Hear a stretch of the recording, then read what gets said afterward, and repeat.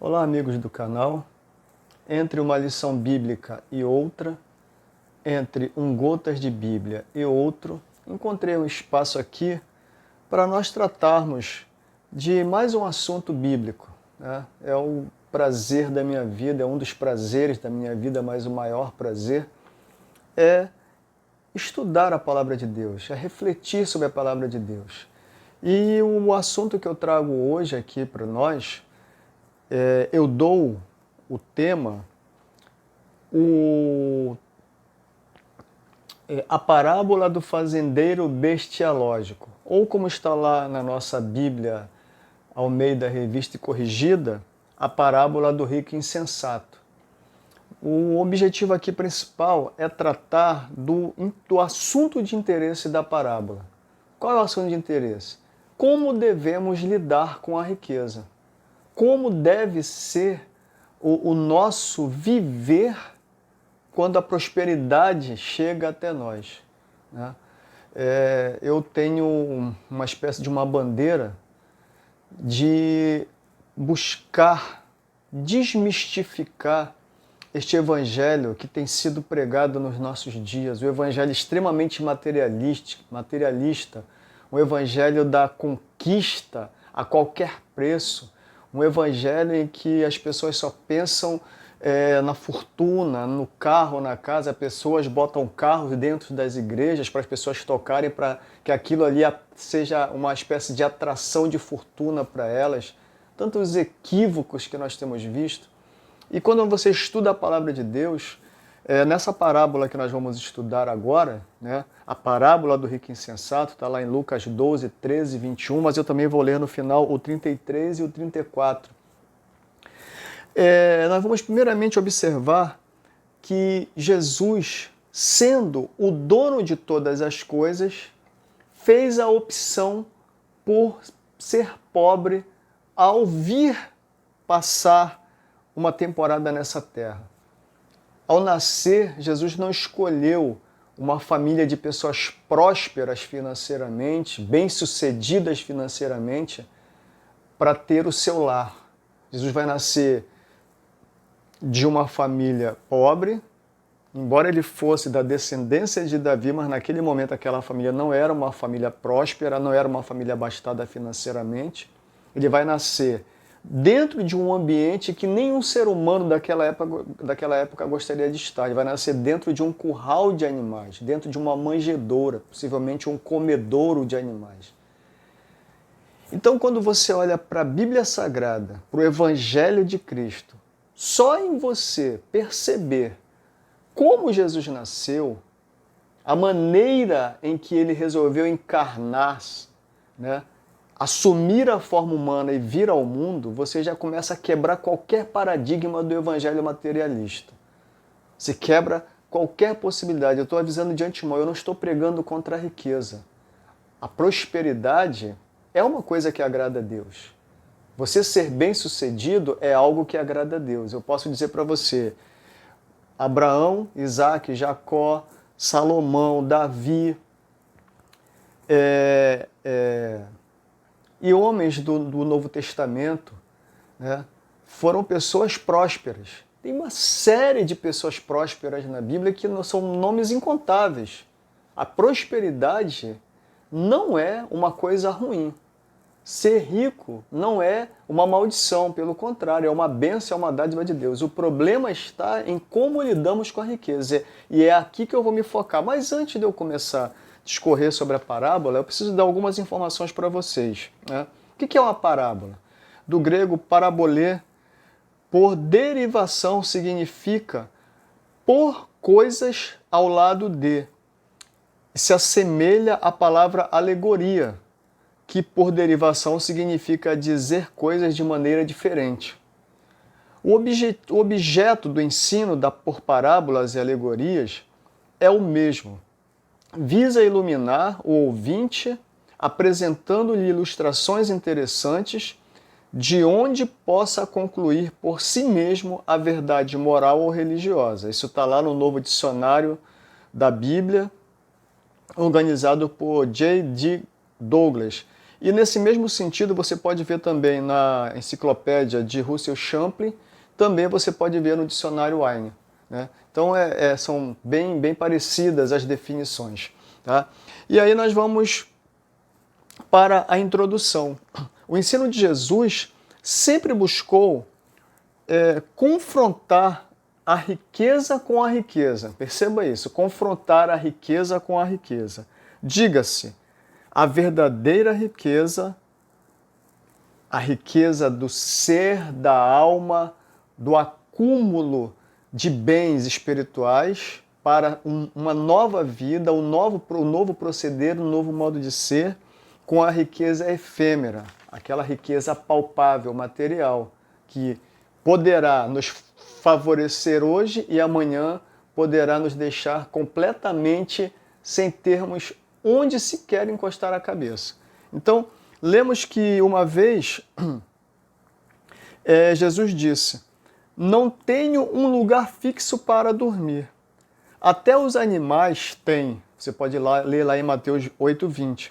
Ele nasceu, foi abstêmio das riquezas terrenas, sendo dono de tudo, optou pela pobreza. Muito bem, e aí nós vamos fazer uma leitura da parábola para nós discorrermos sobre ela. A parábola do rico insensato, Lucas 12, 13 e 21. E disse-lhe um da multidão: mestre, diz a meu irmão que reparta comigo a herança. Mas ele lhe disse: homem, quem me pôs a mim por juiz ou repartidor entre vós? E disse-lhes: acautelai-vos e guardai-vos da avareza, porque a vida de qualquer não consiste na abundância do que possui. E propôs-lhe uma parábola dizendo: a herdade de um homem rico tinha produzido com abundância. E arrazoava ele entre si, dizendo: que farei? Não tenho onde recolher os meus frutos. E disse: farei isto: derrubarei os meus celeiros, edificarei outros maiores, e ali recolherei todas as minhas novidades e os meus bens. E direi à minha alma: alma, tens em depósito muitos bens para muitos anos, descansa, come, bebe e folga. Mas Deus lhe disse: louco, esta noite te pedirão a tua alma. E o que tens preparado, para quem será? Assim é aquele que para si ajunta tesouros e não é rico para com Deus. Muito interessante, né? Muito interessante, muito bonita essa palavra. Então nós vamos lá começar a discorrer. A luta por bens materiais consome os homens, né? Você vê lá no verso 13 que parecia que havia uma disputa. Um dos irmãos chega para Jesus e diz assim: Jesus, meu irmão é rico, meu irmão é bem-sucedido, mas aquela herança que está com ele não pertence só a ele. Manda ele que divida, me dê a minha parte. Nós sabemos que naquela época, possivelmente esse irmão seria o irmão mais velho, o primogênito, ele tinha uma parte dobrada na herança. Mas ao que se percebe, esse irmão era avarento e tomou toda a herança para si, não queria dividir com os demais. E essa briga que existe entre nós, homens que lutamos para sermos donos de coisas palpáveis, ela já vem desde os primórdios. Então, você percebe o seguinte, ele vai dizer para Jesus: diz ao meu irmão que reparta a herança, né? E Jesus não estava preocupado com isso. Olha, eu não sou juiz de vocês. Ele vai falar isso lá no verso 14. Eu não sou juiz de vocês. E aí, quando ele fala isso, eu não sou juiz de vocês, ele vai dizer, porque ele vê naquela pessoa e naquele que não queria dividir a herança, que os olhos dele estavam para aquilo que a vida terrena lhes era capaz de dar. Mas ao que se percebe, eles não estavam preocupados com aquilo que a vida futura poderia fazer com que eles não tivessem, por não terem se preocupado com ela. Então nós vamos ver aqui, logo já no meu ponto 2 aqui, Jesus adverte, lá no verso 15, evitai a avareza. No grego quer dizer pleonexia, sede de possuir mais. Sede de possuir mais. Então o verso 15 diz o seguinte: a vida de qualquer não consiste na abundância do que possui. guardai-vos da avareza. Então Jesus já vai quebrar aquela preocupação, aquela intenção dele, achando que Jesus ia entrar naquela celeuma, naquela briga. Ele vai dizer, olha só, isso não é comigo não, meu irmão. Não tenho nada com isso. A minha fortuna é outra, a minha riqueza é outra, a minha prosperidade é outra, o meu olhar é outro, eu não estou olhando para baixo, estou olhando para cima. E ele vai dizer para ele, tenha cuidado para que você não venha a sofrer grandes derrotas no futuro por conta dessa sua visão tacanha, por conta dessa sua visão de prosperidade material, independente de como você está, de como você vai adquirir, de como você vai conseguir, né? Então ele vai fazer a proposta da parábola. Nós vamos ler ainda, antes de nós irmos para lá, quando Jesus adverte, vamos ler ainda 1 Timóteo 6, 8 a 11. Aí você vai perceber aquilo que Jesus está ensinando aqui, Paulo percebeu muito bem e trouxe um texto excepcional sobre o viver nesta vida, buscando a conquista de coisas que ficarão nesta terra quando dela nós partirmos. Vamos ver lá em 1 Timóteo 6, 8, 11. Paulo dá algumas instruções a Timóteo. Então ele diz o seguinte, olha, tendo porém sustento e com que nos cobrirmos, estejamos com isso contentes. Mas os que querem ser ricos caem na tentação e em laço, e em muitas concupiscências loucas e nocivas que submergem os homens na perdição e ruína. Porque o amor do dinheiro é a raiz de toda espécie de males. E nessa cobiça alguns se desviaram da fé e se trespassaram a si mesmos com muitas dores. Mas tu, ó homem de Deus, foge destas coisas e segue a justiça, a piedade, a fé, o amor, a paciência, a mansidão. Você percebe que Paulo dá uma interpretação de quando diz assim, olha, a vida de qualquer não consiste na abundância do que possui, dos bens palpáveis? Paulo ele dá uma interpretação maravilhosa sobre esse texto aqui. Logicamente que eu não estou fazendo aqui dizendo que a gente está falando desse texto, estou dizendo que ele dá uma interpretação do texto que nós acabamos de ler, né? Então nós vamos fazer o seguinte, a parábola começa efetivamente no verso 16, né? A parábola do rico insensato. Prosperou muito, né? O rico, ele prosperou. Então Jesus vai dizer assim, olha, propôs uma parábola dizendo, a herdade de um homem rico tinha produzido em abundância. Esse homem, ele era dono de terras, ao que nós percebemos. Ele era dono de terras. E aí o que ocorre, ele começa ele vai ter uma colheita muito importante, muito boa, muito interessante, uma colheita que ele fica com os olhos assim estupefatos de ver quanta prosperidade de repente chegou para ele, né? Tem uma música que fala que as pessoas não vão correr atrás de bênçãos, porque as bênçãos correrão atrás delas, né? Isso é uma coisa que é muito focada nas igrejas nos dias de hoje, né? O fato é que esse homem aqui, a sua propriedade produziu com grande abundância. Ele prosperou muito. A terra lhe deu muita fartura. A coisa que ele não lembra é o seguinte, a quem pertence aquela terra, a quem pertencia aquela terra onde ele havia plantado e havia prosperado? Se você ler lá no Salmo 24, verso 1 e 1 Coríntios 10, 26, você vai ler exatamente isso. Do Senhor é a terra e a sua plenitude. Né? É isso que você vai ler lá em Salmos 24, 1 e 1 Coríntios 10, 26. Do Senhor é a terra e a sua plenitude. E no Salmo 24, 1 diz assim, o mundo e aqueles que nele habitam. Então perceba o seguinte, ele prosperou muito, a terra produziu muito, a terra produziu muito. Mas a pergunta que fica é, quem foi que concedeu a ele aquela prosperidade? Se a terra é do Senhor, se o mundo é do Senhor, se eu e você somos criaturas, somos feituras do Senhor, a quem nós devemos, para quem nós devemos olhar e a quem nós devemos devotar gratidão? Ao Senhor, que é o dono de tudo. O fato é que esse homem prosperou muito. E aí depois, quando ele vê aquela prosperidade, lá no verso 17, ele percebe o seguinte, e arrazoava ele entre si, dizendo, o que farei? Ele começou a ficar aflito, né? Que farei? Não tenho onde recolher os meus frutos. Né? Ele tem uma prosperidade excepcional, ele tem uma riqueza maravilhosa diante de si, e ele não sabe como lidar com ela.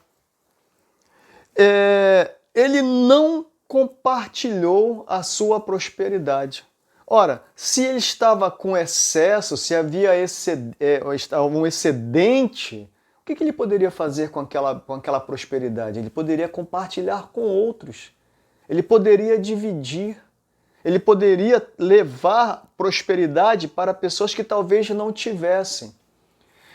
Eu tenho um livro, meu livro chamado Jabez, eu tenho sempre feito propaganda dele nos meus vídeos, que eu faço um comentário, uma história que eu criei de um fazendeiro, dono de terras, que ele guardava dentro de um determinado celeiro do fruto da terra para aquelas pessoas que iam a ele, porque a sua prosperidade não havia sido alcançada com o fruto da terra. Né? Então, eles iam àquele fazendeiro, relatavam para eles a dificuldade e ele levava aquelas pessoas num determinado celeiro e lá ele sempre tinha algo para ofertar para quem não tinha. Né? E esse homem, ao que nós percebemos, ele era de um egoísmo tão exacerbado que ele estava preocupado só em guardar a sua riqueza, em guardar a sua prosperidade. Então ele não compartilhou, né? Ele ficou ansioso e resolveu derrubar os seus armazéns e fazer os seus armazéns maiores para guardar para si. Mas compartilhar, dividir com quem não tinha, abençoar um e outro, dar a quem precisava, isso nem passou pela cabeça dele. Um avarento, um miserável homem. Né? É uma riqueza que faz com que ele seja próspero de bens, mas pobre de ser. Né? Um pobre de ser, vazio. Né? Vazio, completamente vazio. Nós vamos perceber isso daqui a pouco. Então nós avançamos. Né? Nós vemos aqui que no verso 18, ele disse, farei isto, derrubarei os meus celeiros, edificarei outros maiores, e ali recolherei todas as novidades e os meus bens. Ou seja, é meu, é meu, é meu. Eu vou guardar para mim. Eu vou esconder, eu vou preservar, eu vou proteger. É evidente que eu estou falando aqui daquela pessoa que não consegue enxergar o próximo. Porque a Bíblia fala de previdência, de você preparar o seu futuro, de você ter cuidado para não vir a passar necessidade lá na frente. Mas isso tem que ser bem administrado. A Bíblia é maravilhosa, a Bíblia é maravilhosa. A Bíblia tem ensinos para toda a vida. Para a criança que nasce ao velho que está de partida. Infelizmente, muitas pessoas não conseguem se dobrar, se debruçar diante da Bíblia porque acha que ela é cansativa. Né? Mas o fato é que a Bíblia ela tem ensinamentos maravilhosos para nós. Então, nós percebemos aqui, vou guardar meus celeiros, minhas novidades, meus bens. Eu já vi uma certa feita trafegando com meu carro pela rua, eu vi um camarada com um carro muito bonito, parado no sinal, eu estava na frente, ele estava na frente do meu, eu estava atrás dele. O carro dele era um carro espetacular, estalando de novo. Ele botou uma placa assim para você perceber uma postura de afronta, uma postura desrespeitosa, uma postura de soberba. No carro dele estava escrito assim: tá achando bonito esse carro? Tu tem que ver o outro que está lá em casa. Né? Carregado de soberba. Carregado de soberba. Hoje nós vemos pessoas assim. Né? Nós, muitas vezes, com o pouco que nós temos, nós somos mesquinhos. Mas a Bíblia nos ensina que não é para ser assim. Então, nós percebemos aqui, ele era tudo dele. Meus celeiros, né? Meus celeiros, minhas novidades e meus bens. Então, ele pega essa prosperidade toda, constrói um celeiro e depois lá no 19 ele vai dizer o seguinte: darei a minha alma, direi a minha alma, alma, tens em depósito muitos bens para muitos anos. Descansa, come, bebe e folga. O prazer pelo prazer. Eu consegui uma riqueza fenomenal. E agora vou curtir, vou aproveitar, vou gozar a vida da maneira que eu quiser. Se você parar para olhar, para analisar, Tiago ele fala, e tem um texto que ele fala o seguinte, que algumas vezes nós fazemos orações que nós pedimos coisas a Deus, mas nós não recebemos. E sabe por que nós não recebemos? Tiago vai dizer: não recebemos porque aquilo que nós pedimos mal. Porque a intenção daquilo que nós queremos é para gastarmos e aproveitarmos nos nossos próprios deleites. Deus ele quer que nós sejamos bons mordomos, bons administradores das prosperidades que Ele faz chegar até nós. Como eu disse no início, tudo pertence ao Senhor. Você pode ter uma casa maravilhosa, você pode ter um carro maravilhoso, você pode ter o melhor tênis, o melhor celular, o melhor carro, a melhor moto, você pode ter qualquer coisa. Tudo isso é passageiro, tudo isso é efêmero, né? Tudo isso um dia vai ficar aqui. E aí não vamos chegar exatamente nesse lugar e dizer assim: olha, vou curtir a vida, vou gozar, vou aproveitar, vou fazer tudo que a vida pode me dar de bom. Paulo ele vai dizer assim: se nós olhamos para este mundo e só ficamos ligados neste mundo, nós somos os mais miseráveis dos homens. Nós somos os mais miseráveis dos homens. Quem não consegue olhar para dentro de si, quem não consegue olhar para as questões espirituais, está fadado a uma vida de derrotas na eternidade. Porque lá em Lucas tem um texto, quando fala das genealogias, que no final eu acho muito interessante, fala o seguinte: e fulano de Cicrano, e Cicrano de Bertrano, e Adão de Deus. Nós viemos de Deus, e é certo que o nosso espírito ele vai voltar para Deus. Ou poderá ser canalizado e direcionado para um lugar que Deus não quer que nós estejamos sendo direcionados. Porque Deus não quer que ninguém vá para aquele lugar de tormento. Não é da vontade de Deus isso. Mas olha só, nós chegamos então no verso 20. Né? Ele achou que ele ia se dar bem, ia aproveitar a vida, gozar. Como muita gente acha que nada lhe vai acontecer. Ele é uma pessoa indestrutível, como alguém já disse uma vez, ele é imorrível, coisa absurda, né? Mas ele é imorrível, ele acha que ele tem um corpo fechado, nenhuma doença, nada lhe atinge, nada lhe acontece. Mas aí nós vamos ver o seguinte: a indiferença pode nos trazer surpresas. Quando a pessoa se apega aos bens materiais e não se preocupa com as questões espirituais, ela pode ser surpreendida. E aconteceu com esse homem exatamente isso. Ele chegou, pensou consigo: agora eu vou descansar, vou relaxar, vou aproveitar. Tenho uma quantidade de prosperidade, de bens, meus celeiros estão muito cheios, abastados, não tenho que dividir com ninguém, não preciso dar nada para ninguém, é tudo meu, fui eu que conquistei, é meu, é propriedade minha, de mim ninguém tira, né? Ninguém toma.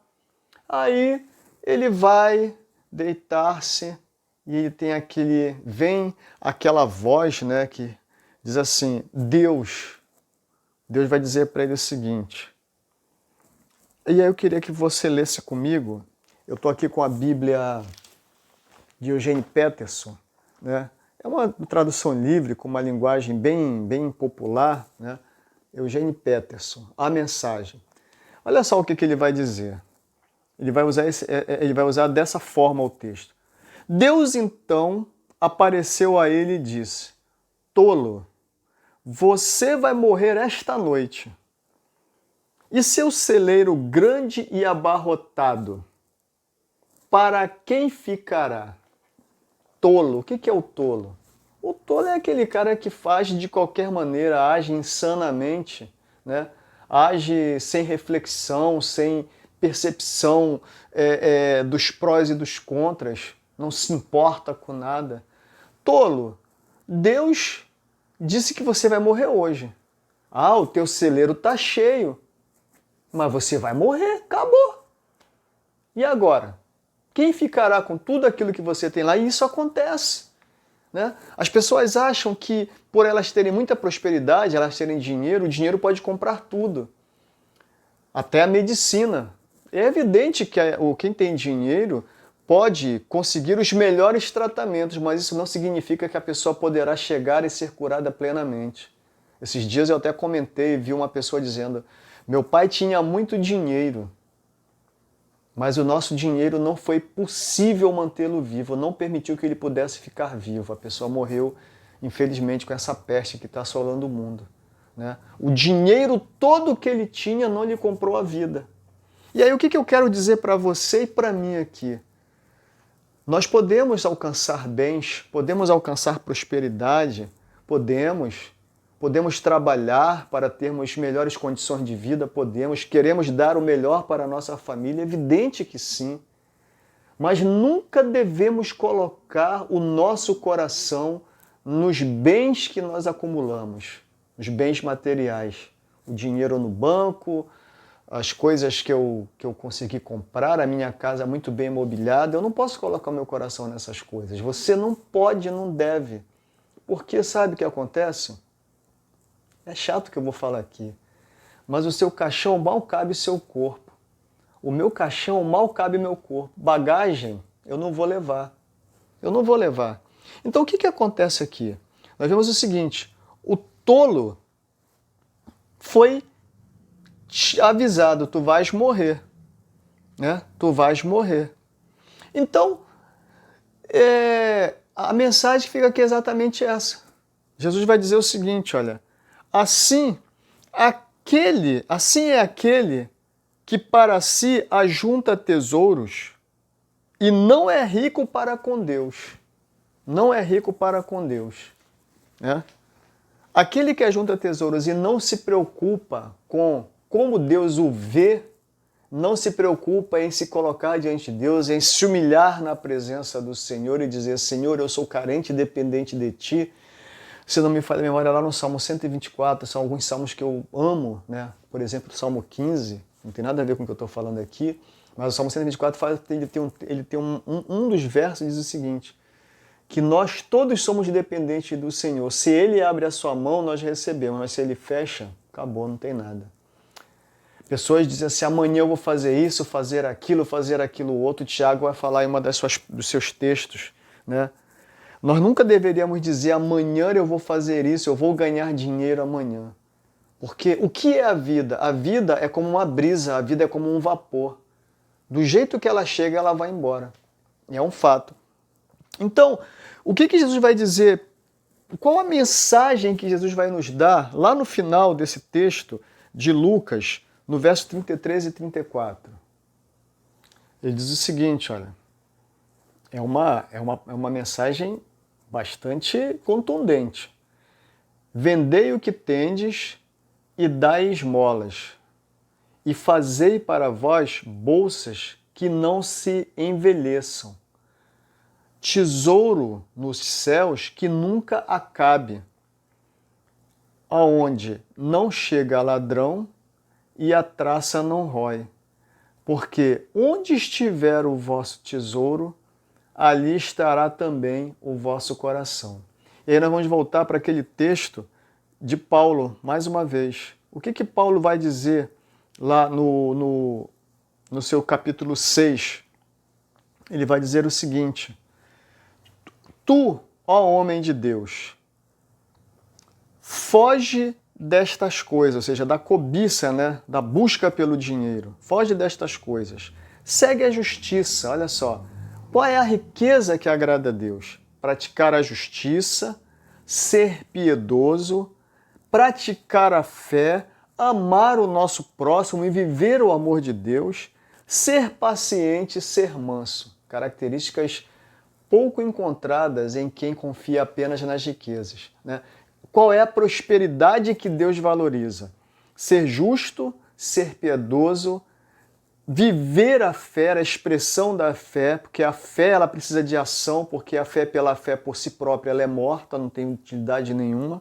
Viver o amor, amar com intensidade, ser paciente e ser manso. Se você for lá em Gálatas 5:22, você vai ver também lá o fruto do Espírito, o desenvolvimento disso tudo, que no final de tudo redunda no amor, aquele amor que Deus nos dá.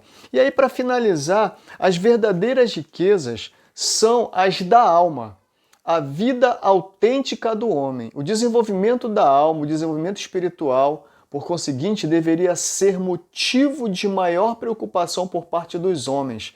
Aquilo que deveria constituir a nossa ansiedade. Isso é um texto de Russell Champlin, né? Quando ele faz uma referência a essa parábola. Ele vai dizer que nessa parábola, Jesus ele lança um manifesto contra o materialismo, né? E aí eu trago uma lembrança a você,